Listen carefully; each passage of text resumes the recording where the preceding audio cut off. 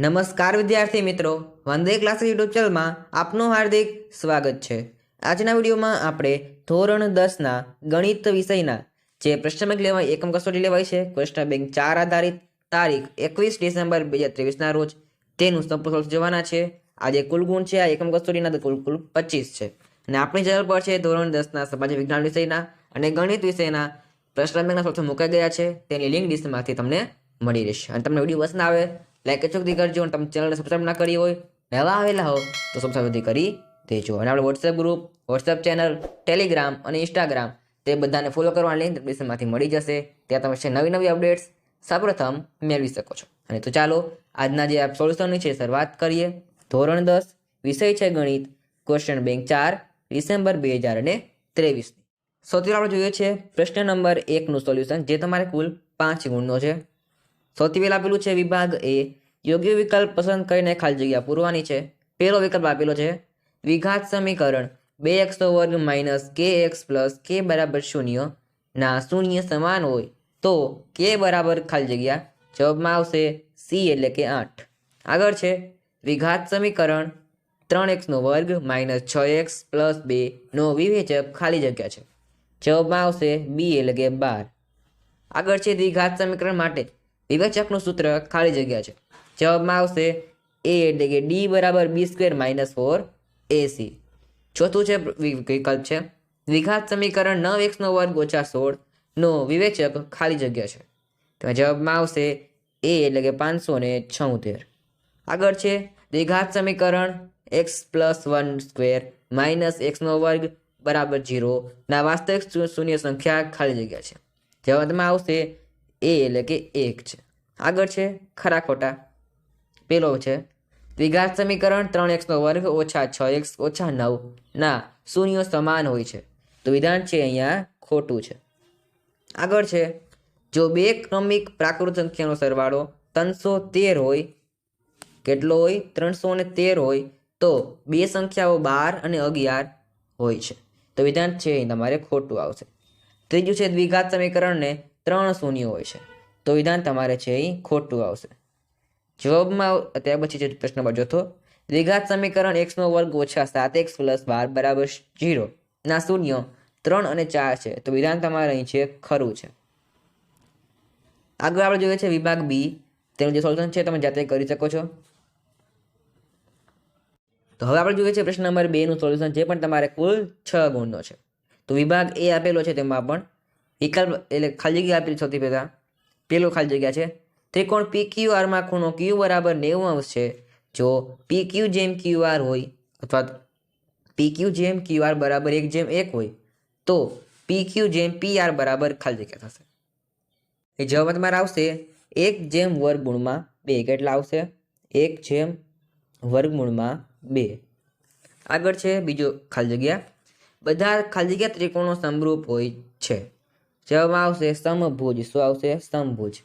ત્રીજું છે ત્રિકોણ ABC માં ખૂણો B બરાબર 90 અને AC બરાબર 73 સેમી હોય અને BC બરાબર 55 સેમી હોય તો AB બરાબર ખાલી જગ્યા, જવાબમાં આવશે 48।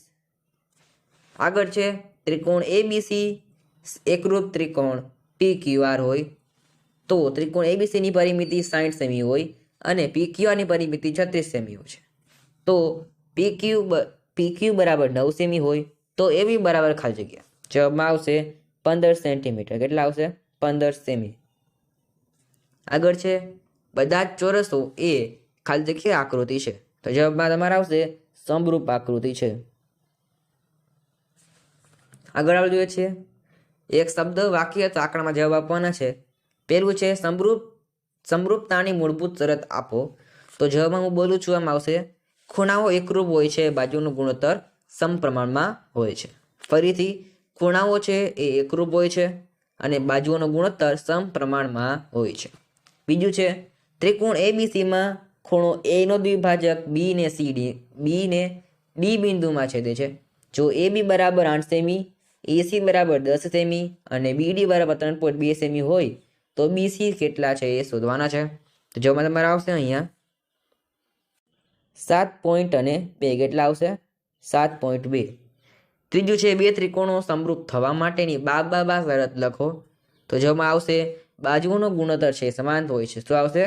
બાજુઓનો ગુણોત્તર સમાન હોય છે. ચોથું છે એવી 3 આકૃતિ જણાવો કે જે હંમેશા સમરૂપ હોય.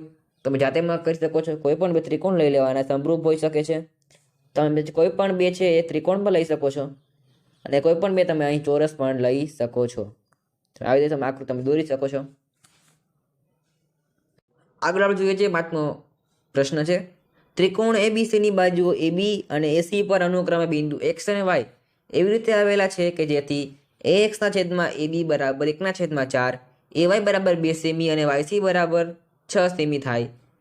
XY લંબ BC છે. એ XY અને BC છે સમાંતર રેખાઓ છે કે નહીં તે જણાવો. તો જોમાં તમારે આવશે હા, આ જે રેખાઓ છે તમારે સમાંતર બનશે. ત્યાર પછી પ્રશ્ન નંબર 3 જે પણ તમારે કુલ 12 ગુણની અંદર છે. વિભાગ એ આપેલો છે. ખરા ખોટા જણાવવાના છે. પહેલો સવાલ છે, વર્તુળ પરના બિંદુમાંથી અનન્ય સ્પર્શક દોરી શકાય છે. તો જવાબ તમારે છે અહીંયા આવશે સાચું. વિધાન છે તમારે સાચું છે. વર્તુળના કોઈ બિંદુમાંથી તમે છે અનન્ય એટલે કે કોઈ પણ એક જ સ્પર્શક છે એ દોરી શકો છો. બીજું છે તમારે વર્તુળના સ્પર્શકના સ્પર્શ બિંદુએ દોરેલા લંબ રેખા વર્તુળના કેન્દ્રમાંથી પસાર થાય છે. તો વિધાન તમારે અહીંયા ખરું છે. ત્રીજું છે વર્તુળનો સ્પર્શક વર્તુળને જે બિંદુમાં છેદે છે તેને સ્પર્શકનું સ્પર્શ બિંદુ કહે છે. તો વિધાન છે અહીંયા ખરું છે. ચોથું છે 2 વર્તુળને વધુમાં વધુ 4 સામાન્ય સ્પર્શકો હોય છે. તો જવાબમાં આવશે સાચું છે. 5મું છે આપેલા 2 વર્તુળને ઓછામાં ઓછો એક સામાન્ય સ્પર્શક મળે. તો વિધાન અહીંયા આવશે ખોટું. તે પછી એક શબ્દ અથવા વાક્ય અથવા આંકડામાં જવાબ આપવાના છે. પહેલું છે વર્તુળની છેદિકાની સમજૂતી આપો. તો જવાબમાં આવશે વર્તુળને 2 બિંદુમાં છેદતી રેખાને છેદિકા કહેવામાં આવે છે. ત્યાર પછી છે ચક્ર ચતુષ્કોણ ABCDમાં ખૂણો A બરાબર ખૂણો C -40 હોય તો Z શોધો. અહીં તમારે આ પ્રશ્નમાં જે મિસ્ટેક છે એટલે કે ભૂલ છે, પ્રિન્ટિંગ મિસ્ટેક છે. અહીં તમારે છે ચતુષ્કોણ ABCD કીધેલો છે, અહીં તમને છે ખૂણો Z શોધવાનો કીધો છે. માટે ચાલો દાખલો છે અહીંયા બાકી રાખીએ છીએ. ત્રીજું છે એક વર્તુળ ચતુષ્કોણ PQRS માં અંતર્ગત છે. જો PQ બરાબર 5 સેમી, QR બરાબર 8.2 સેમી અને RS બરાબર 9.3 સેમી હોય તો SP ની લંબાઈ શોધો. જવાબમાં આવશે 6.1. ત્યાર પછી છે O કેન્દ્રવાળા વર્તુળને બિંદુ P માં દોરેલા સ્પર્શકો PA અને PB વચ્ચે 80° ખૂણો રચાતો હોય તો ખૂણો POA શોધો. તો જવાબમાં આવશે 50. ત્યાર પછી છે બિંદુ Q માંથી દોરેલા વર્તુળના સ્પર્શકની લંબાઈ 24 સેમી અને વર્તુળના કેન્દ્રમાંથી તેનું અંતર 25 સેમી હોય તો વર્તુળની ત્રિજ્યા શોધો. જવાબમાં તમારે આવશે 7. તમને વિભાગ બી આપેલું છે. તેવા જોઈએ છે પ્રશ્ન નંબર 4 નું સોલ્યુશન. સૌથી છે વિભાગ એ. ખરા ખોટા પૂછેલા છે. પહેલોમાં તમારે આવશે પરિઘટ ચોરસના વર્તુળની ત્રિજ્યા A સેમી હોય તો ચોરસની પરિમિતિ 8A સેમી થાય છે. જવાબમાં આવશે વિધાન સાચું છે. બીજું છે વર્તુળના અનુરૂપ લઘુ વૃત્તખંડનું ક્ષેત્રફળ હંમેશા અનુરૂપ લઘુ વૃત્તાંશના ક્ષેત્રફળ કરતાં ઓછું જ હોય છે. જવાબમાં આવશે વિધાન સાચું છે. ત્રીજું છે વર્તુળના પરિઘ અને વ્યાસનો ગુણોત્તર અચળ હોય છે. તો જવાબમાં આવશે વિધાન તમારે સાચું છે. ચોથું છે એક વર્તુળની ત્રિજ્યા 35 સેમી હોય છે તે વર્તુળના ચતુર્થાંશ ભાગનું ક્ષેત્રફળ 962.5 સેમી સ્ક્વેર થાય છે.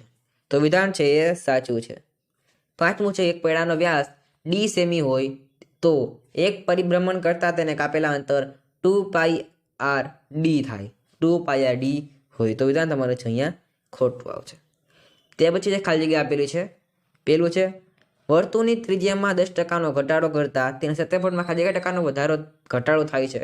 જવાબમાં આવશે તમારે 19% છે ઘટાડો થાય છે. ત્યાર પછી જો વર્તુળની ત્રિજ્યા 28 સેમી હોય તો તેના ચતુર્થાંશનું ક્ષેત્રફળ ખાલી જગ્યા સેમી સ્ક્વેર થાય. તો જવાબમાં આવશે 600 અને 16. ત્યાર પછી છે બે વર્તુળના વ્યાસનો ગુણોત્તર 5 હોય તો તેના પરિઘનો ગુણોત્તર ખાલી જગ્યા થાય. તો જવાબમાં આવશે 3:5. ત્યાર પછી છે 6 સેમીની બાજુવાળા ચોરસમાં અંકિત કરી શકાય તેવા વર્તુળ ક્ષેત્રફળ ખાલી જગ્યા સેમી સ્ક્વેર થશે. તો જવાબમાં આવશે 198/7. આવશે 198/7. પાંચમો સવાલ છે, ઘડિયાળનો મિનિટ કાંટો 10 મિનિટમાં કેટલા માપનો ખૂણો આંતરશે? જવાબમાં આવશે 60 અંશનો. તો વિદ્યાર્થીઓ આજના વિડીયોમાં છે આપણે ધોરણ 10ના ગણિત વિષયના જે પ્રશ્ન લેવાની છે 21 ડિસેમ્બર 2023ના રોજ સફળ થયું છે. આપણે ચેનલ પર છે ધોરણ 10ના ગણિત વિષય અને પ્લસ સમાજ વિજ્ઞાન વિષયનો મુકાઈ ગયું છે પ્રશ્ન બેંકનું, જે તમારે ડિસેમ્બર મહિનામાં લેવાની છે. તમને વિડીયો પસંદ આવ્યો હોય એટલે આગળ સુધી કરજો, તમને આવેલા કરી દેજો. ફોર નેક્સ્ટ વિડીયોમાં thanks for watching. All the best.